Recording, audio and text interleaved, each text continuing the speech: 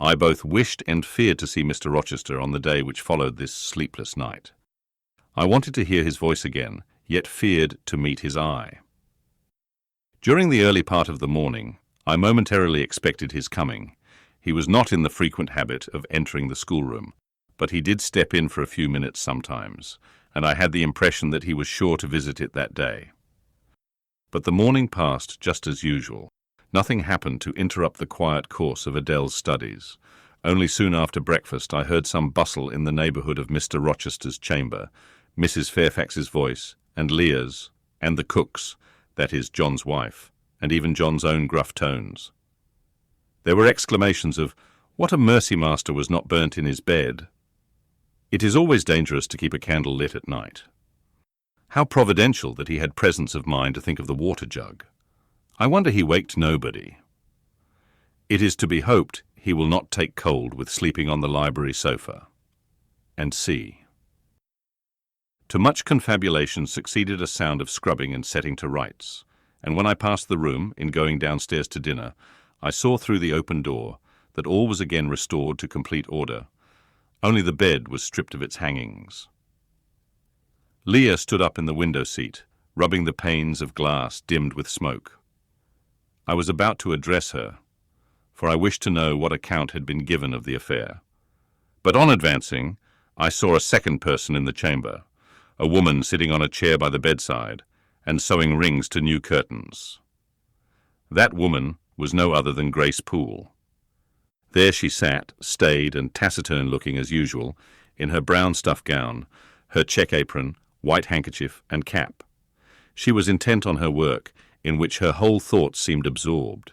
On her hard forehead, and in her commonplace features, was nothing either of the paleness or desperation one would have expected to see marking the countenance of a woman who had attempted murder, and whose intended victim had followed her last night to her lair, and, as I believed, charged her with the crime she wished to perpetrate.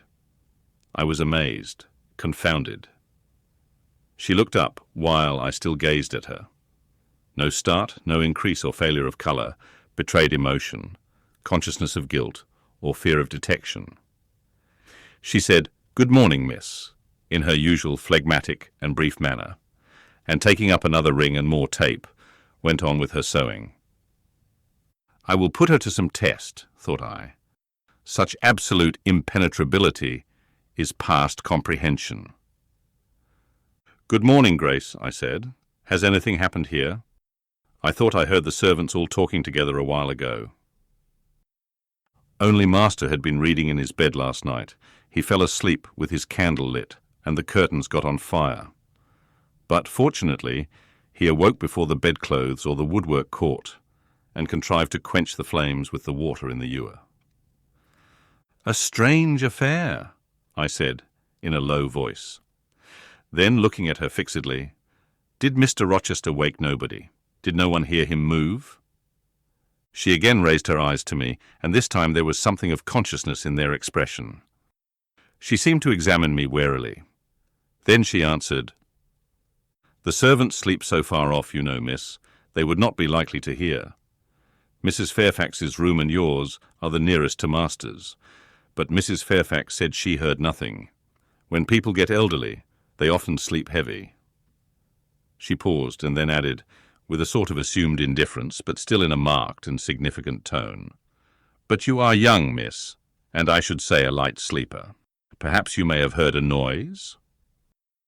"I did," said I, dropping my voice so that Leah, who was still polishing the panes, could not hear me. "And at first I thought it was Pilot, but Pilot cannot laugh, and I am certain I heard a laugh, and a strange one." She took a new needleful of thread, waxed it carefully, threaded her needle with a steady hand, and then observed, with perfect composure, "It is hardly likely Master would laugh, I should think, miss, when he was in such danger. You must have been dreaming." "I was not dreaming," I said, with some warmth, for her brazen coolness provoked me. Again she looked at me, and with the same scrutinizing and conscious eye. "Have you told Master that you heard a laugh?" she inquired. "I have not had the opportunity of speaking to him this morning." "You did not think of opening your door and looking out into the gallery?" she further asked. She appeared to be cross-questioning me, attempting to draw from me information unawares. The idea struck me that if she discovered I knew or suspected her guilt, she would be playing of some of her malignant pranks on me. I thought it advisable to be on my guard. "On the contrary," said I bolted my door. "Then you are not in the habit of bolting your door every night before you get into bed?" "Fiend, she wants to know my habits, that she may lay her plans accordingly." Indignation again prevailed over prudence. I replied sharply, "Hitherto, I have often omitted to fasten the bolt. I did not think it necessary." I was not aware any danger or annoyance was to be dreaded at Thornfield Hall, but in future, and I laid marked stress on the words, I shall take good care to make all secure before I venture to lie down. "It will be wise so to do," was her answer. "This neighbourhood is as quiet as any I know, and I never heard of the hall being attempted by robbers, since it was a house, though there are hundreds of pounds worth of plate in the plate closet, as is well known. And you see, for such a large house, there are very few servants, because Master has never lived here much, and when he does come, being a bachelor, he needs little waiting on. But I always think it best to err on the safe side. A door is soon fastened, and it is as well to have a drawn bolt between one and any mischief that may be about. A deal of people, miss, are for trusting all to Providence, but I say Providence will not dispense with the means, though he often blesses them when they are used discreetly." And here she closed her harangue, a long one for her, and uttered with the demureness of a Quakeress. I still stood absolutely dumbfounded at what appeared to me her miraculous self-possession and most inscrutable hypocrisy, when the cook entered. "Mrs. Poole," said she, addressing Grace, "the servants' dinner will soon be ready. Will you come down?" "No, just put my pint of porter and bit of pudding on a tray, and I'll carry it upstairs." "You'll have some meat?" "Just a morsel, and a taste of cheese, that's all." "And the sago?" "Never mind it at present. I shall be coming down before tea time. I'll make it myself." The cook here turned to me, saying that Mrs. Fairfax was waiting for me, so I departed. I hardly heard Mrs. Fairfax's account of the curtain conflagration during dinner, so much was I occupied in puzzling my brains over the enigmatical character of Grace Poole, and still more in pondering the problem of her position at Thornfield, and questioning why she had not been given into custody that morning, or, at the very least, dismissed from her master's service. He had almost as much as declared his conviction of her criminality last night. What mysterious cause withheld him from accusing her? Why had he enjoined me, too, to secrecy? It was strange. A bold, vindictive, and haughty gentleman seemed somehow in the power of one of the meanest of his dependents. So much in her power, that even when she lifted her hand against his life, he dared not openly charge her with the attempt, much less punish her for it. Had Grace been young and handsome, I should have been tempted to think that tenderer feelings than prudence or fear influenced Mr. Rochester in her behalf. But hard-favoured and matronly as she was, the idea could not be admitted. Yet, I reflected, she has been young once. Her youth would be contemporary with her master's. Mrs. Fairfax told me once she had lived here many years. I don't think she can ever have been pretty, but for aught I know, she may possess originality and strength of character to compensate for the want of personal advantages. Mr. Rochester is an amateur of the decided and eccentric. Grace is eccentric at least. What if a former caprice, a freak very possible to a nature so sudden and headstrong as his, has delivered him into her power, and she now exercises over his actions a secret influence, the result of his own indiscretion, which he cannot shake off and dare not disregard. But, having reached this point of conjecture, Mrs. Poole's square, flat figure, and uncomely dry, even coarse face recurred so distinctly to my mind's eye that I thought, no, impossible. My supposition cannot be correct. Yet, suggested the secret voice which talks to us in our own hearts, you are not beautiful either, and perhaps Mr. Rochester approves you. At any rate, you have often felt as if he did, and last night, Remember his words. Remember his look. Remember his voice. I well remembered all. Language, glance, and tone seemed at the moment vividly renewed. I was now in the schoolroom. Adele was drawing. I bent over her and directed her pencil. She looked up with a sort of start. Qu'avez-vous, mademoiselle? Said she. Vos doigts tremblent comme la feuille, et vos joues sont rouges, mais rouges comme des cerises. I am hot, Adele, with stooping. She went on sketching. I went on thinking. I hastened to drive from my mind the hateful notion I had been conceiving respecting Grace Poole. It disgusted me. I compared myself with her, and found we were different. Bessie Levin had said I was quite a lady, and she spoke truth, I was a lady. And now I looked much better than I did when Bessie saw me. I had more colour and more flesh, more life, more vivacity, because I had brighter hopes and keener enjoyments. Evening approaches, said I, as I looked towards the window. I have never heard Mr. Rochester's voice or step in the house today, but surely I shall see him before night. I feared the meeting in the morning. Now I desire it, because expectation has been so long baffled that it has grown impatient. When dusk actually closed, and when Adele left me to go and play in the nursery with Sophie, I did most keenly desire it. I listened for the bell to ring below. I listened for Leah coming up with a message. I fancied sometimes I heard Mr. Rochester's own tread, and I turned to the door expecting it to open and admit him. The door remained shut. Darkness only came in through the window. Still it was not late. He often sent for me at 7 and 8 o'clock, and it was yet but 6. Surely I should not be wholly disappointed tonight, when I had so many things to say to him. I wanted again to introduce the subject of Grace Poole, and to hear what he would answer. I wanted to ask him plainly if he really believed it was she who had made last night's hideous attempt, and if so, why he kept her wickedness a secret. It little mattered whether my curiosity irritated him. I knew the pleasure of vexing and soothing him by turns. It was one I chiefly delighted in, and a sure instinct always prevented me from going too far. Beyond the verge of provocation I never ventured. On the extreme brink I liked well to try my skill. Retaining every minute form of respect, every propriety of my station, I could still meet him in argument without fear or uneasy restraint. This suited both him and me. A tread creaked on the stairs at last.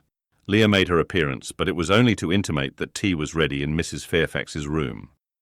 Thither I repaired, glad at least to go downstairs, for that brought me, I imagined, nearer to Mr. Rochester's presence. "You must want your tea," said the good lady as I joined her. "You ate so little at dinner. I'm afraid," she continued, "you are not well today. You look flushed and feverish." "Oh, quite well. I never felt better." "Then you must prove it by evincing a good appetite. Will you fill the teapot while I knit off this needle?" Having completed her task, she rose to draw down the blind, which she had hitherto kept up, by way, I suppose, of making the most of daylight, though dusk was now fast deepening into total obscurity. "It is fair tonight," said she, as she looked through the panes. "Though not starlight, Mr. Rochester has, on the whole, had a favourable day for his journey." "Journey? Is Mr. Rochester gone anywhere? I did not know he was out." "Oh, he set off the moment he had breakfasted. He is gone to the lease, Mr. Eshton's place, 10 miles on the other side Millcote. I believe there is quite a party assembled there, Lord Ingram, Sir George Lynn, Colonel Dent, and others." "Do you expect him back tonight?" "No, nor tomorrow either. I should think he is very likely to stay a week or more. When these fine, fashionable people get together, they are so surrounded by elegance and gaiety, so well provided with all that can please and entertain, they are in no hurry to separate. Gentlemen especially are often in request on such occasions, and Mr. Rochester is so talented and so lively in society that I believe he is a general favourite. The ladies are very fond of him, though you would not think his appearance calculated to recommend him particularly in their eyes. But I suppose his acquirements and abilities, perhaps his wealth and good blood, make amends for any little fault of look." "Are there ladies at the Lees?" "There are Mrs. Eshton and her 3 daughters, Very elegant young ladies indeed. And there are the Honourable Blanche and Mary Ingram, most beautiful women, I suppose. Indeed, I have seen Blanche 6 or 7 years since, when she was a girl of 18. She came here to a Christmas ball and party Mr. Rochester gave. You should have seen the dining room that day. How richly it was decorated, how brilliantly lit up. I should think there were 50 ladies and gentlemen present, all of the first county families, and Miss Ingram was considered the belle of the evening. You saw her, you say, Mrs. Fairfax. What was she like? Yes, I saw her. The dining-room doors were thrown open, and as it was Christmas time, the servants were allowed to assemble in the hall to hear some of the ladies sing and play. Mr. Rochester would have me to come in, and I sat down in a quiet corner and watched them. I never saw a more splendid scene. The ladies were magnificently dressed. Most of them, at least most of the younger ones, looked handsome, but Miss Ingram was certainly the queen. And what was she like? Tall, fine bust, sloping shoulders, long, graceful neck, olive complexion, dark and clear, noble features, eyes rather like Mr. Rochester's, large and black and as brilliant as her jewels. And then she had such a fine head of hair, raven black, and so becomingly arranged, a crown of thick plaits behind, and in front the longest, the glossiest curls I ever saw. She was dressed in pure white. An amber-coloured scarf was passed over her shoulder and across her breast, tied at the side, and descending in long fringed ends below her knee. She wore an amber-coloured flower too in her hair. It contrasted well with the jetty mass of her curls. She was greatly admired, of course. Yes, indeed, and not only for her beauty, but for her accomplishments. She was one of the ladies who sang. A gentleman accompanied her on the piano. She and Mr. Rochester sang a duet. Mr. Rochester? I was not aware he could sing. Oh, he has a fine bass voice and an excellent taste for music. And Miss Ingram, what sort of a voice had she? A very rich and powerful one. She sang delightfully. It was a treat to listen to her, and she played afterwards. I am no judge of music, but Mr. Rochester is, and I heard him say her execution was remarkably good. And this beautiful and accomplished lady, she is not yet married? It appears not. I fancy neither she nor her sister have very large fortunes. Old Lord Ingram's estates were chiefly entailed, and the eldest son came in for everything almost. But I wonder no wealthy nobleman or gentleman has taken a fancy to her. Mr. Rochester, for instance. He is rich, is he not? Oh, yes, but you see there is a considerable difference in age. Mr. Rochester is nearly 40. She is but 25. What of that? More unequal matches are made every day. True, yet I should scarcely fancy Mr. Rochester would entertain an idea of the sort. But you eat nothing. You have scarcely tasted since you began tea. No, I am too thirsty to eat. Will you let me have another cup? I was about again to revert to the probability of a union between Mr. Rochester and the beautiful Blanche. But Adele came in, and the conversation was turned into another channel.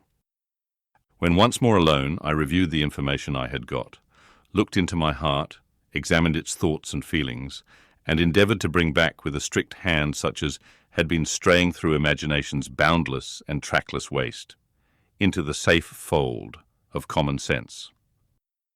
Arraigned at my own bar, memory having given her evidence of the hopes, wishes, sentiments I had been cherishing since last night, of the general state of mind in which I had indulged for nearly a fortnight past, reason having come forward and told in her own quiet way a plain, unvarnished tale, showing how I had rejected the real and rabidly devoured the ideal, I pronounced judgment to this effect: that a greater fool than Jane Eyre had never breathed the breath of life, that a more fantastic idiot had never surfeited herself on sweet lies, and swallowed poison as if it were nectar.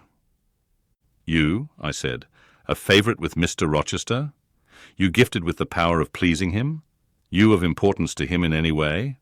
Go, Your folly sickens me, and you have derived pleasure from occasional tokens of preference, equivocal tokens shown by a gentleman of family and a man of the world to a dependent and a novice. How dared you, poor stupid dupe?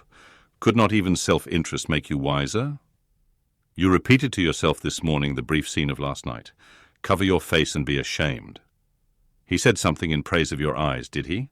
Blind puppy, open their bleared lids and look on your own accursed senselessness. It does good to no woman to be flattered by her superior, who cannot possibly intend to marry her. And it is madness in all women to let a secret love kindle within them, which, if unreturned and unknown, must devour the life that feeds it, and if discovered and responded to, must lead, ignis fatuus-like, into miry wilds, whence there is no extrication. Listen then, Jane Eyre, to your sentence.